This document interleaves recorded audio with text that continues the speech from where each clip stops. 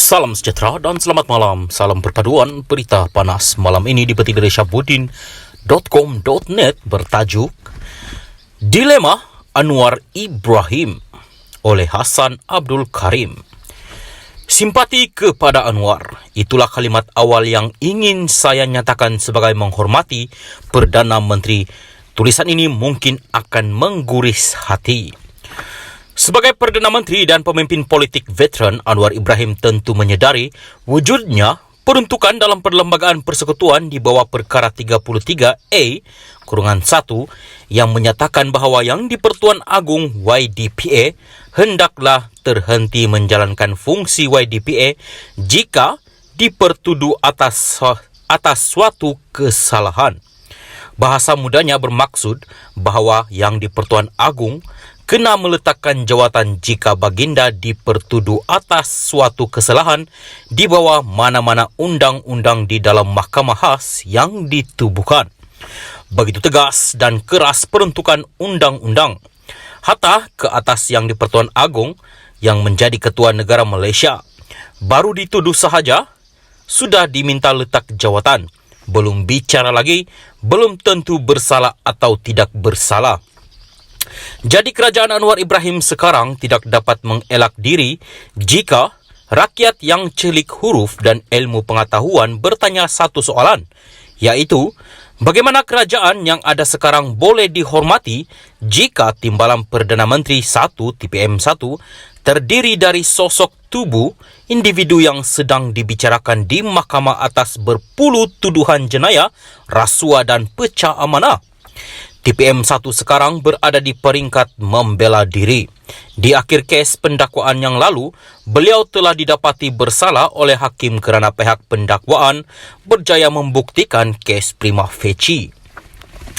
Inilah yang saya simpati kepada Anwar. Inilah dilema Perdana Menteri kita sekarang. Dalam satu segi, komitmen Anwar untuk membawa tata kelola yang baik di dalam pentadbiran kerajaan tidak dipertikaikan oleh rakyat. Hasrat Anwar untuk mewujudkan satu pentadbiran kerajaan yang berintegriti mendapat restu dan dipercayai rakyat. Berpuluh tahun majoriti rakyat memimpikan Anwar Ibrahim menjadi Perdana Menteri, termasuklah penulis kerdil ini. Tetapi realiti yang wujud di siang hari bukannya mimpi indah itu tadi. Realitinya berbeza sama sekali. Inilah dilema Anwar. Tolak bekerjasama dengan BN UMNO yang dipimpin oleh TPM1 bererti kerajaan Anwar Ibrahim tumbang. Anwar hilang jawatan, PH hilang kerajaan. Ramai yang akan morayan. Meneruskan kerajaan yang ada sekarang dengan sokongan TPM1 dari kelas mahkamah sudah pasti menjejaskan imej Anwar, mencomotkan wajah Parti Keadilan Rakyat dan mencemarkan prinsip PH yang ingin membawa agenda reformasi institusi. Jadi apa jalan keluar yang ada pada Anwar Ibrahim, Parti Keadilan dan PH? Cuba lihat senario hipotetikal ini sebagai contoh. Senario ini dikemukakan sebagai contoh sahaja dengan semangat baik sangka, bon fade, bukannya berniat jahat atau malah fade. Langsung sama sekali tidak berhasrat melakukan subjudis atau cuba menghina mahkamah. Penulis kena sebut ini semua sebagai exclusion clause untuk mengelak diri kecil ini dari ditangkap dan dituduh di mahkamah atas kesalahan menghina mahkamah atau mungkin juga kesalahan fitnah jenayah atau lebih parah lagi dituduh di bawah akta hasutan. Senario hipotetikal ini seperti berikut.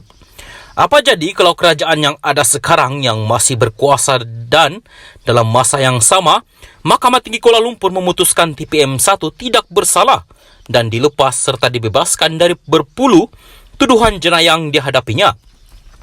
Penulis percaya sudah pasti akan wujud keadaan di mana sesetengah rakyat akan cepat menunding jari dan menuduh Perdana Menteri Anwar Ibrahim telah campur tangan dalam keputusan mahkamah itu. Walhal keadaan yang sebenarnya mungkin Anwar Ibrahim tidak bersalah kerana beliau tidak campur tangan urusan mahkamah seperti janji tegasnya selama ini yang masih sistem mahkamah berfungsi dengan bebas. Fitnah ke atas Perdana Menteri akan terus berlaku. Seterusnya, senario itu bergerak ke fasa berikut. Jika TPM1 didapati tidak bersalah dan dilepaskan, adakah pendakwa raya akan memfailkan rayuan ke Mahkamah Rayuan Malaysia di Putrajaya?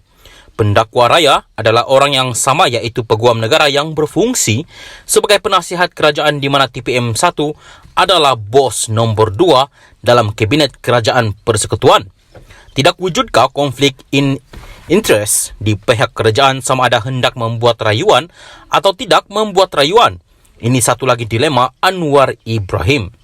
Jika pendakwa raya yang juga peguam negara tidak membuat rayuan, sebagai contoh andaian, maka yang jadi mangsa fitnah tetap Perdana Menteri Anwar Ibrahim. Presiden Parti Keadilan dan pengurusi PH itu akan dituduh untuk menyelamatkan TPM1. Itulah susahnya dan dilemanya yang sekarang dihadapi Anwar kerana melantik TPM1 yang ada kes di mahkamah. Sebab itulah institusi yang di Pertuan Agong dipandang mulia dan tinggi oleh rakyat kerana wujudnya perkara 33A-1 di dalam Perlembagaan Persekutuan. Sekali lagi, inilah dilema Anwar Ibrahim. Jika beliau tegas mengikut semangat dan konvensi perundangan perlembagaan dalam perkara 33A-1, bermakna kerajaan perpaduan pimpinannya akan tumbang macam runtuhnya daun teruk. Sebaliknya, jika kolaborasi antara Anwar, PH dengan TPM1 yang bermasalah dengan kes jenayah diteruskan, maka Anwar Ibrahim akan beransur-ansur hilang reputasi seorang reformasi. Parti Keadilan Rakyat memasuki fasa gerhana dan gelap manakala PH hilang integriti dan tidak dipercayai lagi. Pada hemat penulis, BN UMNO dari kelompok kes jenayah rasuah dan pecah amanah ini boleh diibaratkan sebagai virus yang sedang menjangkiti Perdana Menteri Anwar Ibrahim. Parti Keadilan Rakyat dan Pakatan Harapan, tiada vaksin untuk menawar racun toksid ini. Jalan kesudahannya mungkin maut dan mati. Hasan Abdul Karim, Ahli Parlimen PH Keadilan Pasir Gudang, 16 Januari 2023. Untuk pengetahuan kita, apa-apapun yang ditulis di dalam tulisan ini tidak mencerminkan prinsip dan juga mencerminkan